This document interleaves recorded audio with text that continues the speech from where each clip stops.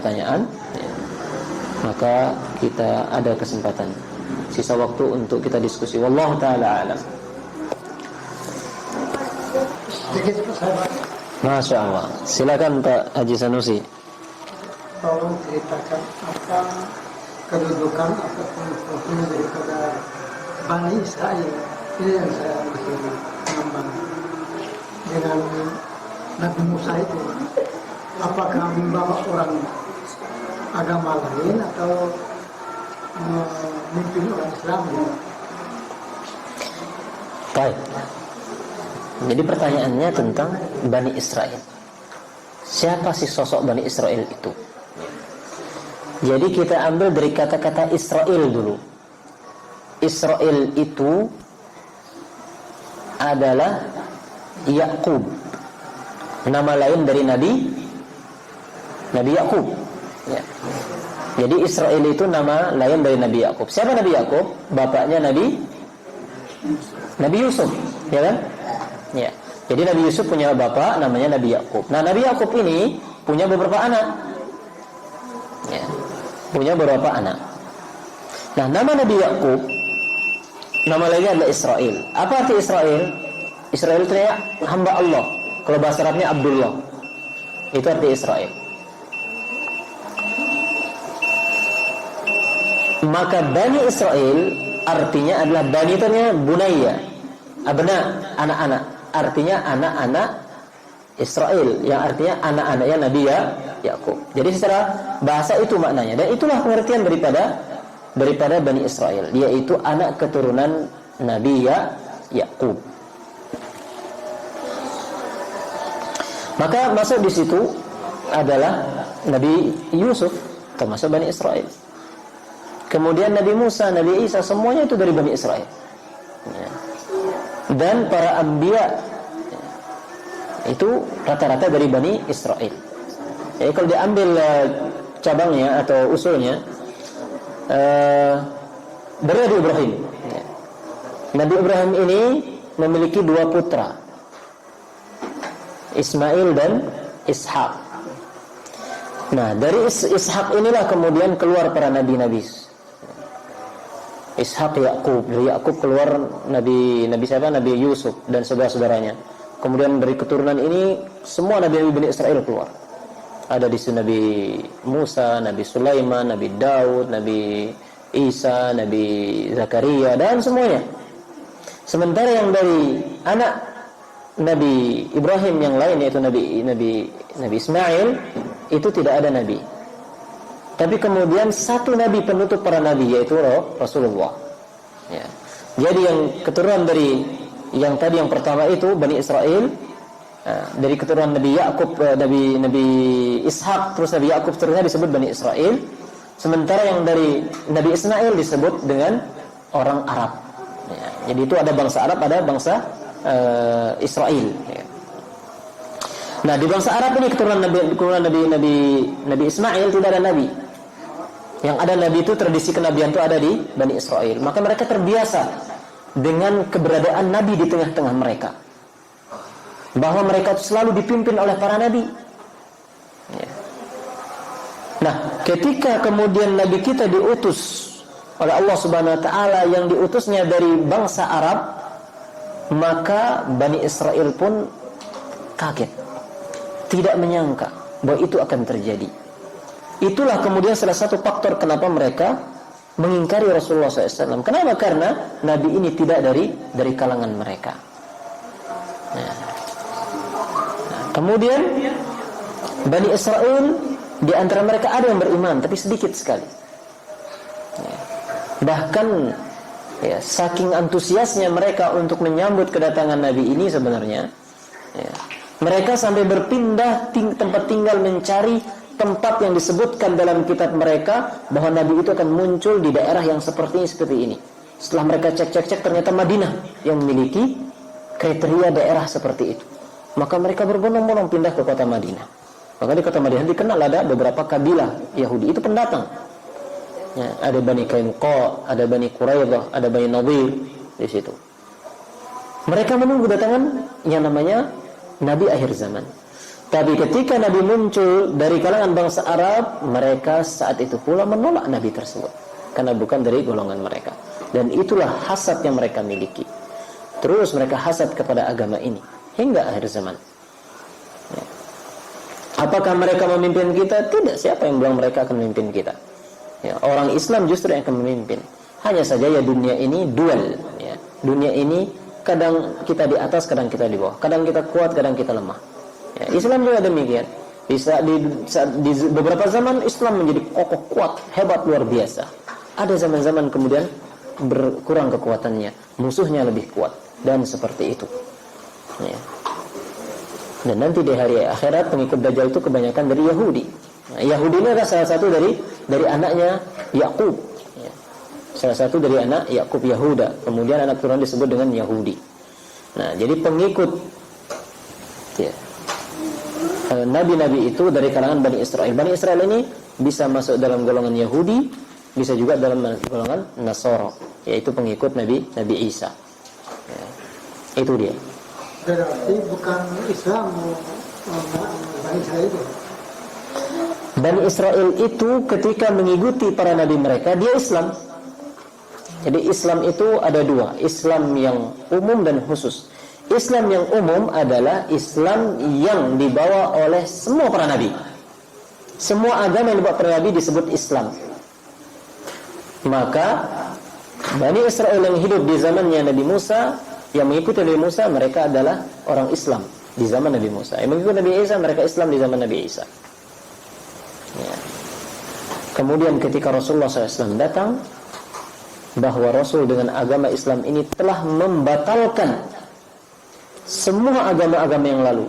Habis masa aktifnya agama-agama terdahulu, maka Islam hanya satu, yaitu Islam yang dibawa oleh Rasulullah SAW. Maka setelah datangnya Nabi Muhammad, orang-orang yang masih betah-betahan mengikuti agama terdahulu sudah tidak dikatakan Islam, tetapi masuk dalam kategori kufar, musyrikin. Islam hanya apa yang dibawa oleh Rasulullah SAW. Inna dina indallahi al-Islam. Satu-satunya agama yang berada di sisi Allah adalah agama Islam, yaitu agamanya Nabi Muhammad. Demikian, Pak. Wallahu a'lam. Silakan, Nek. Masalah keteguhan iman kita, kadang-kadang iman kita itu yang menggoyahkan datang dari lingkaran, bukannya dari luar akidah kita. Katanya orang ini, orang kadang-kadang kebanyakan dari lingkaran kita sendiri. Contoh, ada ziarah makam, tapi satu sisi itu tidak ada dasar di dalam Al-Quran. Kita tetap mengimani Al-Quran, tapi ziarah makam atau kita berjamaah yakin apa segala macamnya itu tidak ada dasar di dalam Al-Quran dari kita. Sedangkan ulama sendiri mengatakan pendapat ulama banyak. Nah, bagaimana menyikapi hal itu, Pak Ustaz? Kadang-kadang itulah iman kita sendiri dibedakan sama lingkaran sendiri. Sahih. Bagaimana menyikapi hal itu? Makasih. Baik, barakallahu fiik. Jadi pertanyaannya, hal-hal yang melemahkan iman itu terkadang datangnya bukan dari luar, tetapi terkadang datangnya dari entaran. Ya, memang ada yang seperti itu. Maka oleh karena itu, pertama kita harus memiliki benteng yang kuat. Sehingga apabila benteng itu kuat, mau godaan dan rayuan itu datang dari luar ataupun dari dalam, maka bisa kita pertahankan. Berikutnya masalah hal-hal yang tidak memiliki dasar, yang banyak diamalkan tapi tidak memiliki dasar, dan ulama berbeda di situ pendapat-pendapat mereka. Maka sikap kita adalah yang wajib untuk kita ikuti itu adalah Al-Quran dan Sunnah. Itu pertama. Karena apa yang dalam Al-Quran dan Sunnah itu dijamin kebenarannya. Adapun kemudian turun kepada pendapat para ulama, maka rumusnya atau prinsipnya dalam melihat pendapat para ulama adalah bahwa pendapat ulama itu bukanlah dalil, tetapi yang menjadi dalil, tetapi pendapat ulama itu butuh kepada dalil. Nah, begitu. Jadi jangan beramal apa dalilnya berkata ulama ini. Nah, bukan. Tetapi justru pendapat ulama itu butuh kepada dalil. Artinya, bila pendapat ulama ini ditopang oleh dalil, berarti dia kuat. Bila pendapat ulama itu ternyata berbenturan dengan dalil, maka kewajiban kita adalah mengikuti dalil. Nah, seperti itu. Dan ulama-ulama tentunya yang paling terdepan dalam bahasa ulama adalah para imam 4 mazhab, ya, setelah para sahabat dan tabi'in. Mereka para imam-imam kita, mulai dari Imam Abu Hanifah Hanafi, Imam Malik atau Maliki, Imam Syafi'i dan Imam Hambali, satu isi pesan besar mereka walaupun redaksinya berbeda-beda. Apa itu? Bila pendapatku menyelisihi hadis, buang pendapatku dan ambil hadis. Ya. Itu isi dari pesan besar mereka. Bahkan Al-Imam Syafi'i sendiri punya teks yang sangat jelas dan asli. Laqad ajma'al muslimun ala anna man istabana lahu sunnah fala yahillu lahu an yada'ahu liqauli ahad. Telah berijma, telah bersepakat para ulama kaum muslimin bahwa bagi siapapun yang telah jelas baginya sunnah, yaitu hadis, dalam hukum apapun itu telah jelas baginya dalil hadis, tidak halal bagi orang ini untuk meninggalkan hadis itu demi mengikuti pendapat siapapun. Nah, demikian. Nah, jadi sikap sederhana saja ya, kita bahwa ini kewajiban kita Al-Quran dan Sunnah. Kemudian ketika kita bertemu dengan pendapat ulama, bila prinsipnya adalah pendapat ulama itu bukan dalil, tetapi pendapat ulama ini butuh dalil, membutuhkan dalil. Ya. Ketika dia ditopang oleh dalil, maka dia kuat. Ketika ternyata dia berbenturan dengan dalil, maka dalil yang lebih diikuti. Apakah mungkin ada pendapat ulama yang menyelisih dalil? Mungkin. Kenapa tidak? Kenapa tidak? Ya. Masalahnya disengaja atau tidak, itu jadi masalah. Ya. Kalau itu adalah ulama-ulama rabbaniyun, ya, ulama-ulama yang hakiki, maka kita katakan bila ada pendapat yang bersisihan dengan dalil, maka itu bukan dengan kesengajaan. Tidak ada seorang ulama pun yang sengaja menyelisih dalil. Tetapi terjadi penyelisihan mungkin karena dalil itu belum sampai kepada ulama tersebut. Atau sampai tetapi ulama tersebut menganggap dalil ini tidak kuat. Atau memahami dalil dengan tidak semestinya. Itu ada alasan-alasan yang manusiawi. Tapi tidak ada ulama yang sengaja menyelisih dalil. Tetapi kesimpulannya ada pendapat yang menyelisih dalil. Nah, jadi tetap kita hormati ulama itu, namun dalam prinsip tetap kita mengikuti dalil. Ya, seperti yang contoh yang disebutkan oleh Mami tadi, misalnya bila telah jelas kita ketahui itu tidak ada dalilnya, tapi ulama banyak yang menyuruh, maka kita kembali kepada prinsip tadi. Ya, ini pendapat ulama, sementara dalil tidak mendukungnya. Ya, maka kita mengikuti apa yang ada dalam dalil. Al-Imam Malik, yang disebut dengan Imam Malik Darul Hijrah, pernah mengatakan sebuah kalimat yang beliau ucapkan di masjid Nabi SAW. Beliau mengatakan, kullun yu'khadhu wa yutraku qawluhu.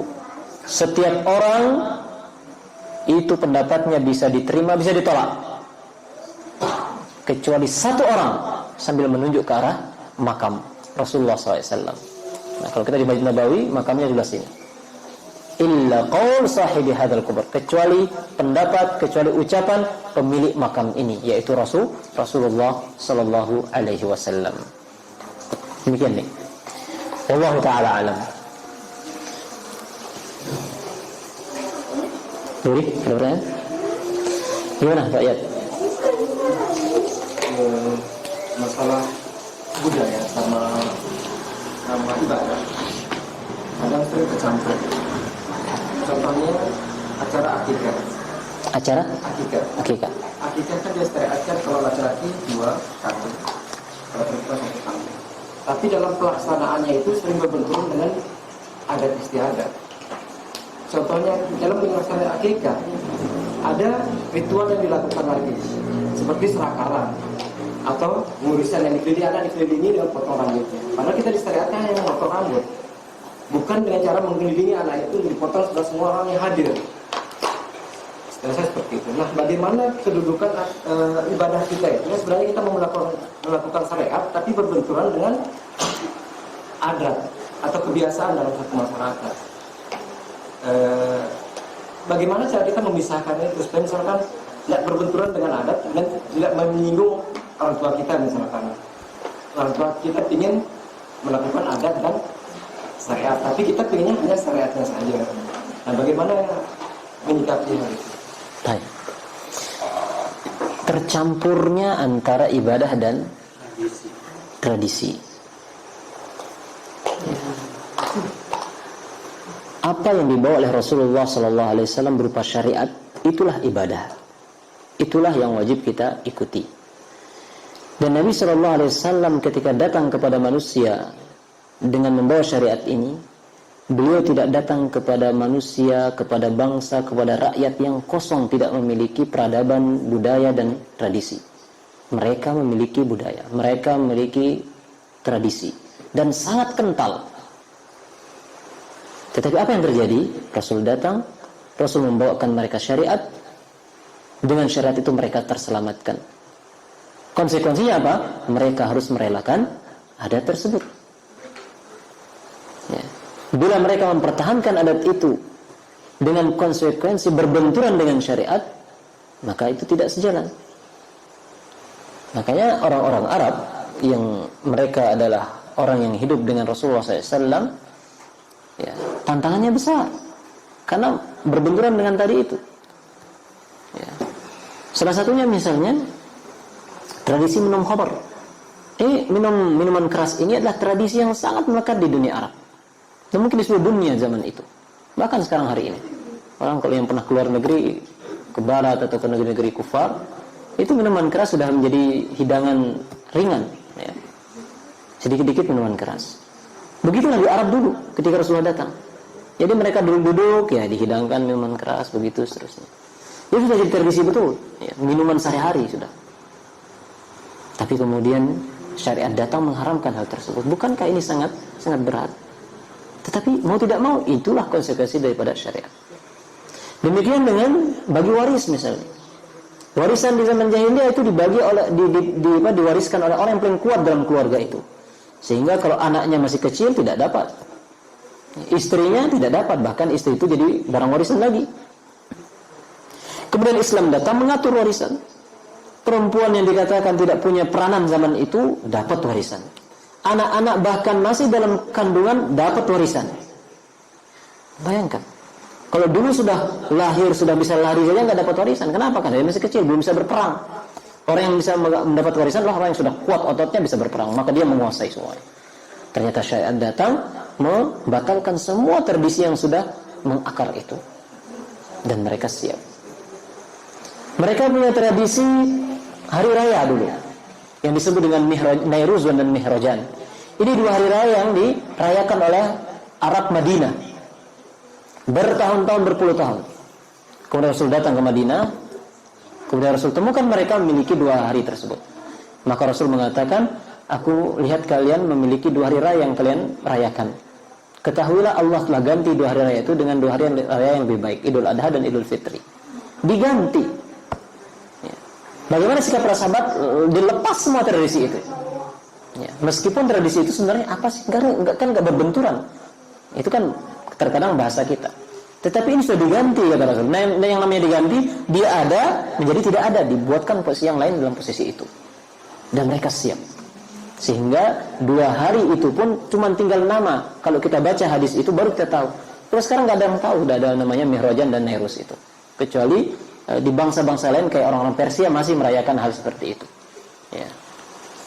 Baik.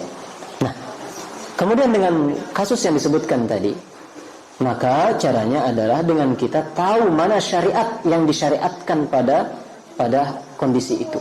Kondisi ketika akikah, ketika menikah misalnya, acara menikah, acara akikah, atau acara-acara yang lain, kematian dan sebagainya.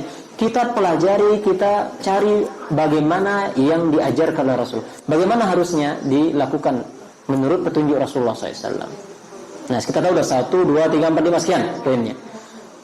Nah, terus kita lihat, oh ini ternyata ada lagi seperti ini. Oh ini ternyata nggak ada, ini tambahan, ini tambahan, ini tambahan. Maka kewajiban kita adalah mengikuti yang ditunjuki, yang diajarkan oleh Rasulullah SAW.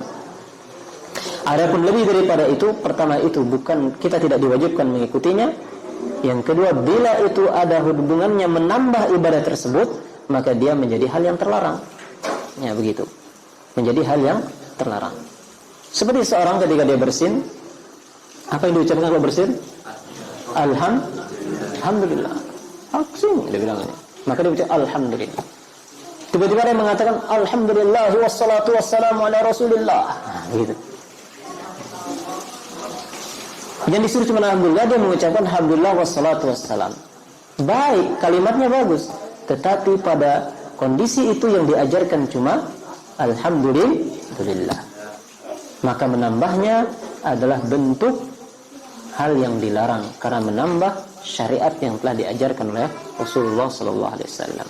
Maka sebisa mungkin kita jalankan hal-hal yang itu adalah bagian dari ibadah dan agama sesuai dengan apa yang diajarkan oleh Rasulullah, dan kita cukupkan diri kita dengan hal tersebut. Inilah pesan para sahabat. Ittabi'u laqad kufitum. Ikuti, contohi. Sungguhnya telah cukup bagi kalian apa yang telah diajarkan, tanpa harus menambah-nambah yang lain. Ya. Adapun kemudian bagaimana kalau orang tua kita ingin, maka itu butuh kepada retorika kita. Bagaimana kita bisa memahamkan, membuat mereka mengerti. Ya. Kalau kita ngegas-ngegas, ya mereka juga sulit menerimanya.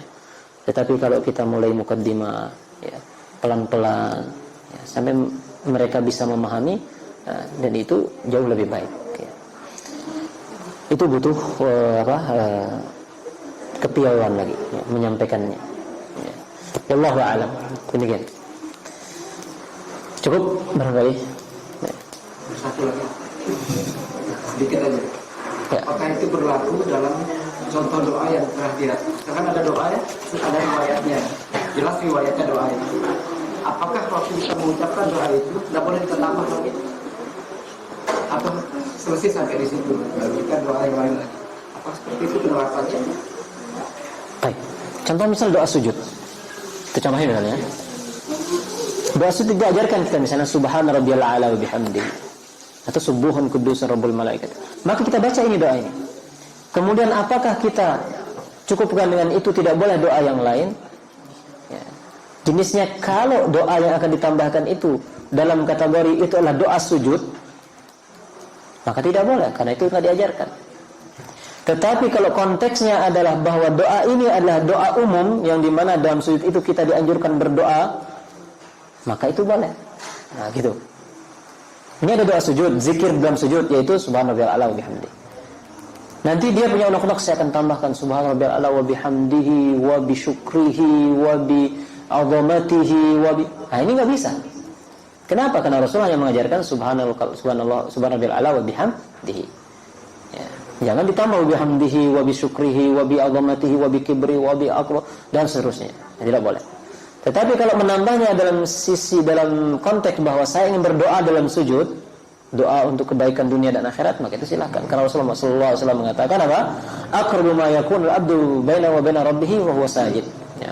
Orang yang paling dekat, kondisi paling dekat hamba dengan Tuhannya adalah ketika dia sujud. Fa'akthir fihi ad-du'a. Maka perbanyaklah doa. Jadi konteksnya beda antara menambah doa yang ada dengan kita berdoa memanfaatkan kesempatan sujud itu. Ya. Karena ada yang saya dengar, ya, doa antara dua sujud itu apa? Rabbighfirli. Kan kita meminta apa? Meminta ampunan untuk diri kita. Katanya apa? Harus ada tambahan di situ. Apa? Wali-walidayya. Dari semua hadis yang menyebutkan tentang doa antara dua sujud, nggak ada wali-walidayya. Ya, Pak RT. Nggak ada wali. Tapi undang-undangnya begitu. Masa kita cuma mintakan ampun untuk diri kita, orang tua kita lupa? Bukan babnya di sini. kalau mau mintakan orang tua di luar ini sekarang doa yang sudah diajarkan satu paket datang dari Rasulullah SAW. Bahasanya begini, ya, jangan dimasukkan hal-hal lain. Jadi itu ada. Ya, di luar ibadah sholat. Atau di dalam sholat, di kesempatan misalnya di ujung salam, kan itu waktu yang mustajab juga sebelum salam. Nah, sebelum kita salam dari sholat kita, di situ mustajab. Boleh kita berdoa, Rabbighfirli wa liwalidayya warhamhuma kama rabbayani shaghira, enggak masalah. Ya, karena di situ ada doa yang diajarkan, ada doa secara umum juga. Tapi menambah doa tersebut. Itu memang ada banyak masalah. Allahumma inni nas'aluka husnul khotimah.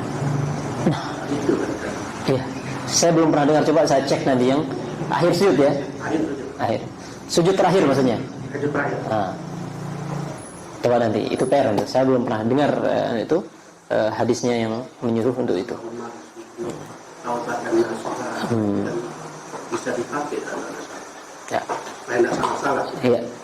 Secara pribadi ini saya belum pernah mendapatkan hadis itu. Coba nanti kita cari dia, ya, sama cari sama-sama. Nanti yang menemukan dikabari. Ya, insya Allah pertemuan yang berikutnya. Tetapi kalau sujud memang secara umum dianjurkan doa sujud di semua sujud. Mau di pertama, kedua, di terakhir dan seterusnya. Ya. Tapi mengkhususkan terakhir dengan doa yang khusus tadi, coba nanti kita cek dia. Demikian ya. Mohon maaf, wallahu a'lam.